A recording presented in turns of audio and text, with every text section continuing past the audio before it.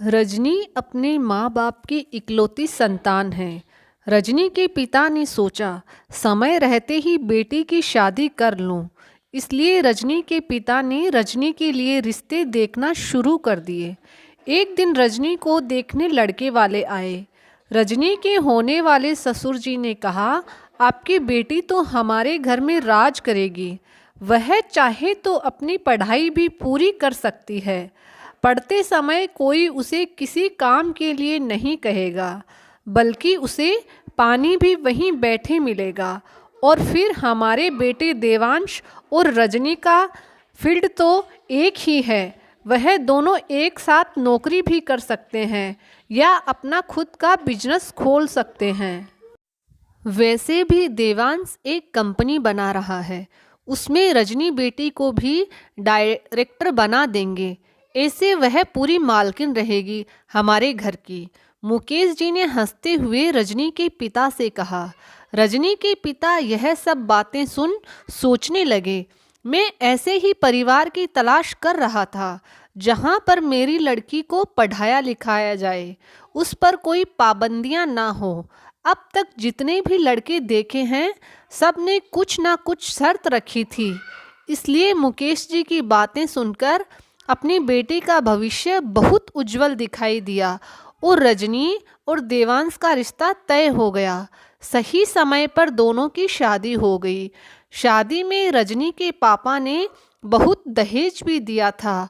आखिर खूब पढ़ा लिखा लड़का था देवांश।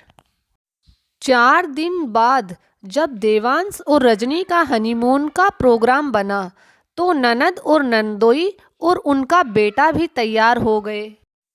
रजनी ने देवांश की तरफ देखा तो देवांश कुछ बोलने से पहले ही मुकेश जी बोल उठे, बेटा तुम दोनों अकेले वहाँ अनजान शहर में परेशान हो जाओगे, इसलिए तुम्हारे ननद और नंदोई साथ जा रहे हैं। ननद की शादी उसी शहर में हुई थी। ननद का जब मन चाहता घर आ जाती। यह सब देख जेठानी भी अपना मुंह बना रही थी। रजनी क्या बोलती बेचारी। हनीमून के सपनों पर तो पानी फिर ही गया था। हनीमून से वापस आकर रजनी घर गृहस्थी में लग गई। अब रजनी के कपड़ों की बारी आई। उसे जेठानी के साथ अपने कपड़े शेयर करने के लिए कहा गया। रजनी को बोला गया कि ससुराल में अपना पराया कुछ नहीं होता। कपड़े शेयर करने से दोनों के पास ज़्यादा कपड़े दिखेंगे। यहाँ भी रजनी मन मसोस कर रह गई। जेठानी के कपड़े तो उसको कभी पसंद ही नहीं आए, क्योंकि उनका रख रखाव इतना गंदा था कि देखने का भी मन ना करे। हाँ, अपने कपड़ों की बलि जरूर चढ़ गई। कुछ दिन बीतने के बाद रजनी ने देवांश से अपनी पढ़ाई जारी रखते हुए पेपर के बाद बात की। देवांश तो यही चाहता था, लेकिन जब मुकेश जी को यह बात पता लगी तो वह ना नुकुर करने लगे।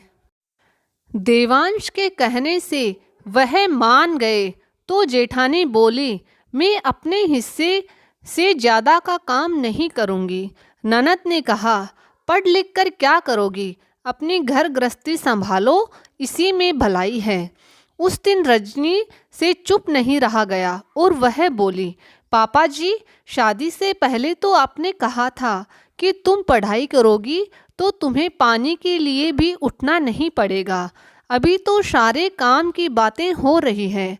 बेटा वह सब तो कहने की बातें थी तब, मैं इसमें क्या कर सकता हूँ। यह तो तुम दोनों के बीच की बात है। मेरी तरफ से तैयारी कर लो, कोई परेशानी नहीं है मुझे तो। इस बार भी रजनी ने घर के काम संभालते हुए अपने पेपरों की तैयारी की। अब रजनी और देवांश ने अपना ऑफिस खोल लिया था। जब भी सज के रजनी ऑफिस के लिए निकलती तो जेठ जेठानी और सास ससुर का मुंह बन जाता, लेकिन रजनी रुकी नहीं। 1 महीना भी नहीं बीता था कि एक दिन रजनी के जेठ मुकेश जी से बोले, रजनी का ऑफिस जाना बंद कराओ, वरना यह देवांश को अपनी मुट्ठी में कर लेगी। इसको थोड़ा बांध कर रखो, बहुत ज़्यादा उड़ रही है आजकल।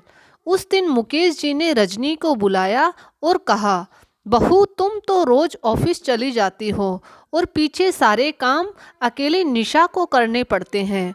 अब बहुत हुआ, ऑफिस जाना बंद करो और घर के कामों पर ध्यान दो। देवांश के साथ किसी क्लाइंट के पास आने जाने का काम तुम्हारे जेठ विपिन संभाल लेंगे। बस पापा जी बहुत हुआ।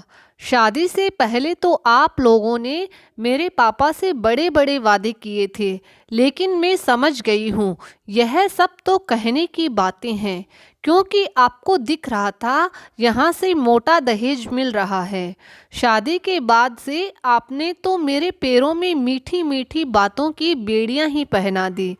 पहले तो अकेले में होने वाली परेशानी का हवाला देकर हनीमून के सपनों पर पानी फेर दिया, फिर कभी अपना पराया ना करने का हवाला दे दिया। पढ़ाई करने बैठी तो घर के सारे काम और जिम्मेदारियों की बेड़ियां पहना दी। अब ऑफिस जाना शुरू किया तो आपने कह दिया कि मेरी जगह जेठ जी चले जाएंगे। क्या जेठ जी को इस काम का नॉलेज भी है, या आप लोगों को यह डर है कि रजनी देवांश के साथ रहेगी तो कहीं वह उसे लेकर अलग ना हो जाए? आप तो मेरे पैरों में बेड़ियां डालकर घर में बैठाना चाहते हो। आपने कहा था कि देवांश और मैं अपना ऑफिस खोल सकते हैं। जब काम मुझे और देवांश को करना है तो उसमें जेठ जी क्या करेंगे? जेठ जेठानी को तो मेरी तरक्की से जलन है, या फिर यूं कहूँ आपको डर है कि यह दोनों अपनी खिचड़ी कभी अलग ना पकाने लगे। कंपनी में डायरेक्टर तो आप मुझे कभी नहीं बनने देंगे, क्योंकि फिर तो आपके हाथ में कुछ ना रहेगा। जेठ जी देवांश के साथ इसलिए रहना चाहते हैं वह देख सके कि कितनी कमाई हो रही है। आप लोग मेरी हर बात पर नज़र रखना चाहते हो। अब मुझे समझ आ गया है कि यह सब बातें तो सिर्फ कहने की है, जिनका कोई मूल्य नहीं। जब आप लोग बहू के पैरों में बेड़ियां डालना चाहते हैं, वही बहू जो शादी के बाद से ही आपके घर की सारी जिम्मेदारियों को पूरा करने की कोशिश करती है, आप सबकी पसंद नापसंद का ख्याल रखती है, उस बहू के लिए तो आपको कुछ सोचना ही नहीं है। उसके लिए तो आपके मन में कोई फीलिंग ही नहीं है। आप अपने ही किए वादों का मान नहीं रख सकते, तो आपसे और क्या उम्मीद की जा सकती है? फिर देवांश मेरा फेवर लेंगे तो आप कह देंगे कि मैंने देवांश को अपने वश में कर लिया है। देवांश वहीं खड़ा था। वह बोला, पापा रजनी सही कह रही है। कहीं ऐसा ना हो कि वह आपके द्वारा पहनाई गई बेड़ियों को तोड़कर कुछ गलत कदम उठाए। इससे अच्छा है इन बेड़ियों को आप खुद ही खोल दो, वरना वह अपनी अधूरी ख्वाहिशें पूरी करने के लिए यह बेड़ियां खुद ही तोड़ देगी।